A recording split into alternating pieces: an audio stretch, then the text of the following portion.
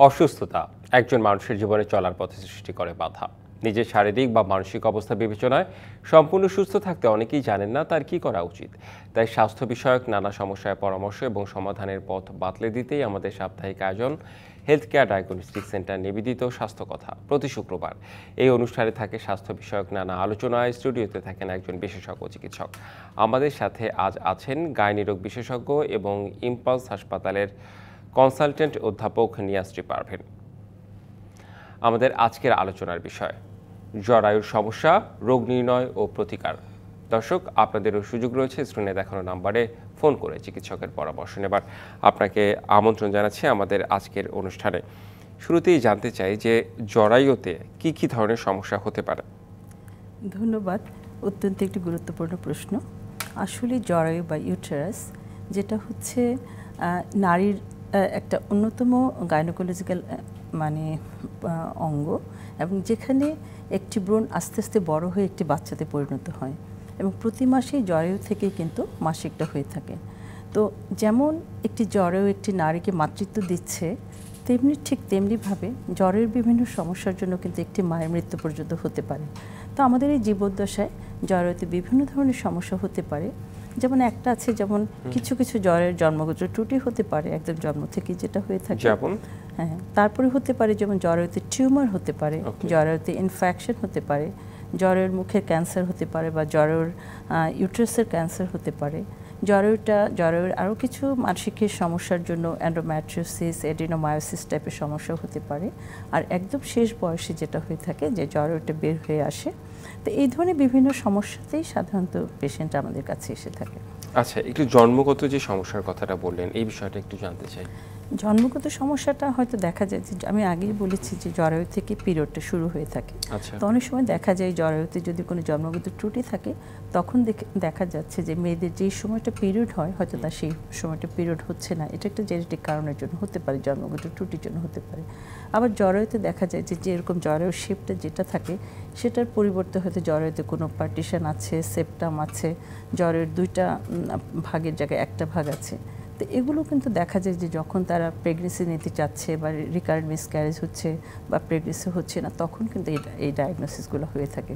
তখন আপনারা বুঝতে পারেন না। এগুলো কিছুটা আছে যে আমরা কারেকশন করতে পারি, আবার কিছু আছে যে হয়তো অনেক সময় কারেকশনের পর্যায়ে থাকে না। কারেকশনের পর্যায়ে থাকে না। হ্যাঁ, অনেক সময় সেই ধরনের মিসঅ্যাপ হয়ে থাকে যে সেটা হয়তো অনেক বেশি ডিফিকাল্ট কন্ডিশন থাকে যেগুলো হয়তো অনেক সময় সেগুলোকে কারেকশন করা যায় না। আচ্ছা, একটু তারপরে আসে একটু ইনফেকশনের বিষয়।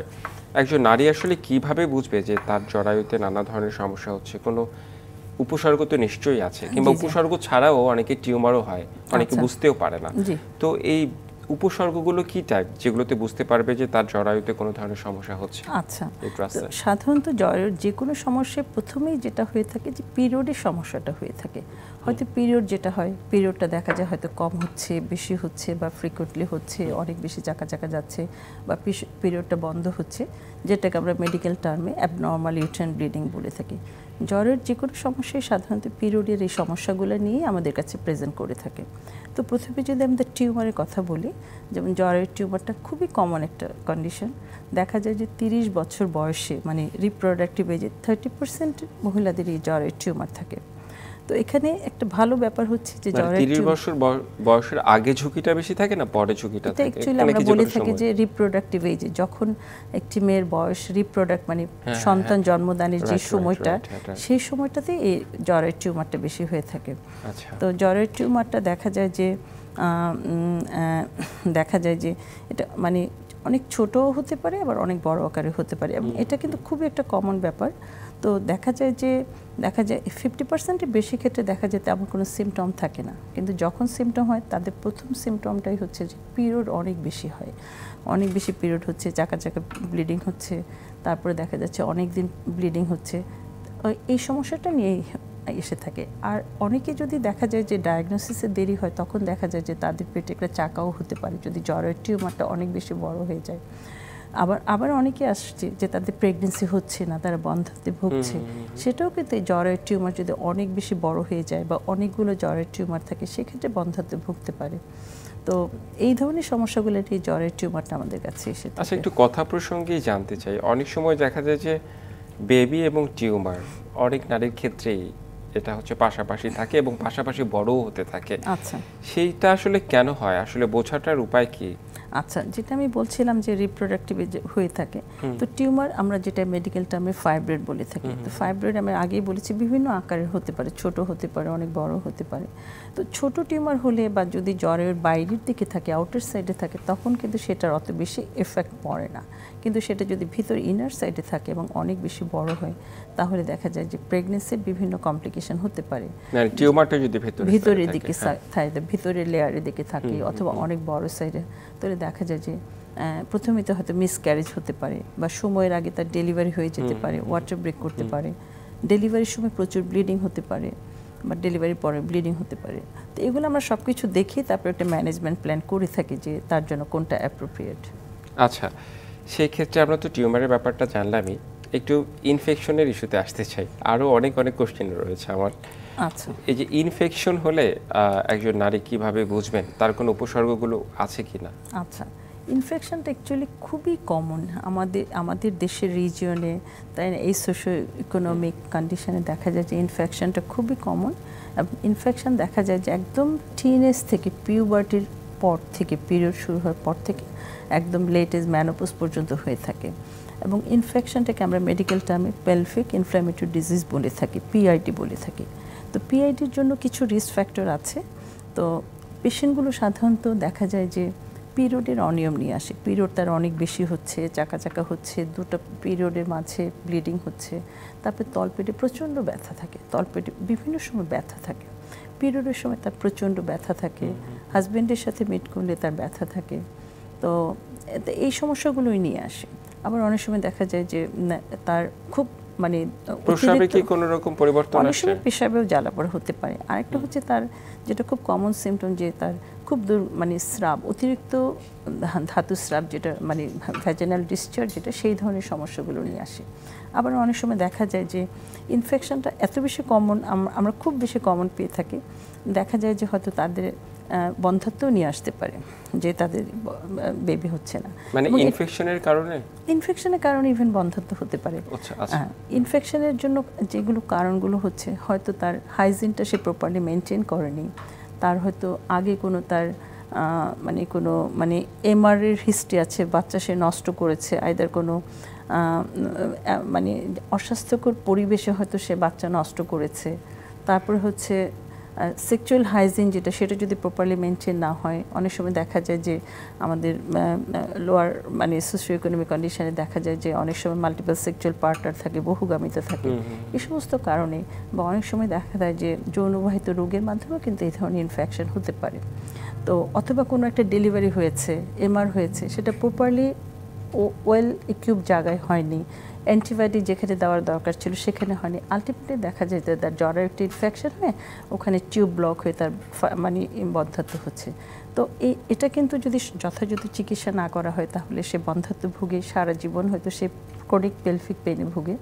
তো আমরা যদি এগুলো একটু সচেতন হই, যে মিনিস্ট্রিয়াল হাইজিনটা মেনটেন করি টিনেজ বয়স থেকে, তারপরে ডেলিভারিটা যদি আমরা হাইজিনিক ওয়েতে করি, ডেলিভারিটা যদি হসপিটালে করি, তারপরে হচ্ছে এই মাল্টিপল সেক্সুয়াল পার্টনার, এগুলো যদি আমরা মেনটেন করি, তাহলে কিন্তু আমরা এই জ্বরের ইনফেকশন থেকে এবং তার কমপ্লিকেশনগুলো থেকে আমরা মানে নিজেদের জ্বরের যত ধরনের ইনফেকশনগুলো থেকে ইনফেকশন আছে, এগুলো থেকে আসলে মানে সেভ করা সম্ভব নিজেদের। আচ্ছা, আমরা একটা বিরতিতে যাব, বিরতির পর ফিরে এসে আমরা আসলে চিকিৎসার বিষয় নিয়ে কথা বলবো, পাশাপাশি ক্যান্সার ইস্যুটাও একটু নিয়ে আসতে চাই। দর্শক, বিরতি নিচ্ছি ডিবিসি নিউজের সাপ্তাহিক আয়োজন হেলথ কেয়ার ডায়াগনস্টিক সেন্টার নিবেদিত স্বাস্থ্য কথায়, সঙ্গেই থাকুন। আবারও স্বাগত ডিবিসি নিউজের সাপ্তাহিক আয়োজন হেলথ কেয়ার ডায়াগনস্টিক সেন্টার নিবেদিত স্বাস্থ্য কথায়। আমাদের সাথে আজ আছেন ইম্পালস হাসপাতালের কনসালটেন্ট গাইনি রোগ বিশেষজ্ঞ অধ্যাপক নিয়াসরি পারভীন। আমাদের আজকের আলোচনার বিষয় জরায়ু সমস্যা, রোগ নির্ণয় ও প্রতিকার। রোগ নির্ণয় নানা বিষয় নিয়ে কথা বলছিলাম, আমরা ইউট্রাস ইনফেকশন নিয়ে কথা বলছিলাম। আমি একটু ট্রিটমেন্টের দিকে আসতে চাই। ট্রিটমেন্টটা আসলে কিভাবে করা উচিত কিংবা সচেতনতার বিষয়ে যদি আপনি বলতেন। আচ্ছা, প্রথমে যেটা বলেছিলাম যে জ্বরের টিউমারের ট্রিটমেন্ট অ্যাকচুয়ালি ডিপেন্ড করে যে তার কতটা সিমটম আছে, বয়স কত, তার ফ্যামিলি কমপ্লিট কিনা। যদি বয়স হয়ে যায়, তার ফ্যামিলি কমপ্লিট থাকে, সেক্ষেত্রে আমরা জ্বরের ওটা ফেলে দিয়ে ট্রিটমেন্ট করে থাকি। আর যাদের নাকি বন্ধ্যাত্বের সমস্যা আছে, ফ্যামিলি এখনো মানে কমপ্লিট বয়স বেশি থাকলে তখন আমরা জরায়ুটা ফেলে দিয়ে সাধারণত ট্রিটমেন্ট করি। আর যাদের ইয়াং এজ, ফ্যামিলি কমপ্লিট হয়নি, অনেক বড় টিউমার আছে সেক্ষেত্রে বা বন্ধ্যাত্ব আছে, সেক্ষেত্রে আমরা শুধু টিউমারটা ফেলে দিয়ে চিকিৎসা করে থাকি। আর জ্বরের ইনফেকশন যেটা, সেটা যদি অনেক ক্রনিক ইনফেকশন হয়ে যায়, অনেক দিন থেকে তার ইনফেকশন আছে, তার বয়সও হয়ে গেছে, তার রেগুলার সে মানে সিমটমে ভুগছে, তার ফ্যামিলি কমপ্লিট, সেক্ষেত্রে কিন্তু আমাদের মানে পুরো যেটা রিপ্রোডাক্টিভ অর্গান আছে, জরায়ু, তারপর টিউব, ওভারি, এগুলো সব কিছু ফেলে তাকে ট্রিটমেন্ট করতে হয়। আর যদি একদম আর্লি স্টেজে আসে, তার বয়স কম আছে, তার একটু সিমটম পেলভিক ইনফেকশন, তখন আমাদের অ্যান্টিবায়োটিক দিয়ে বা সিমটমেটিক ট্রিটমেন্ট আমরা করে থাকি। এবং যথাযথ সময়ে যদি আর্লি স্টেজে যদি পেশেন্ট আসে, তাহলে যদি আমরা অ্যান্টিবায়োটিক ট্রিটমেন্ট করি, তাহলে কিন্তু আর ক্রনিক স্টেজে চলে যায় না। কাজে এবং প্রিভেনশনের রোল আছে এবং আর্লি ট্রিটমেন্টেরও প্রয়োজন আছে। আচ্ছা, ক্রনিক স্টেজে চলে গেলে সেই ক্ষেত্রে আসলে কি হয়? ইনফেকশন, ক্রনিক ইনফেকশনে চলে গেলে তো একটা রোগী দেখা যাচ্ছে তার পিরিয়ডের প্রচুর সমস্যা হচ্ছে, অনেক বেশি পিরিয়ড হচ্ছে, তারপরে তার ক্রনিক পেইন হচ্ছে, তলপেটে ব্যথা হচ্ছে, তার ব্যাক পেইন হচ্ছে, তার হাজবেন্ডের সাথে মিট করতে পারছে না, পিরিয়ডে ব্যথা হচ্ছে, মানে তার লাইফটা হেল হয়ে যায়, হ্যাঁ, এবং তার বন্ধ্যাত্বেও সে ভুগে থাকে।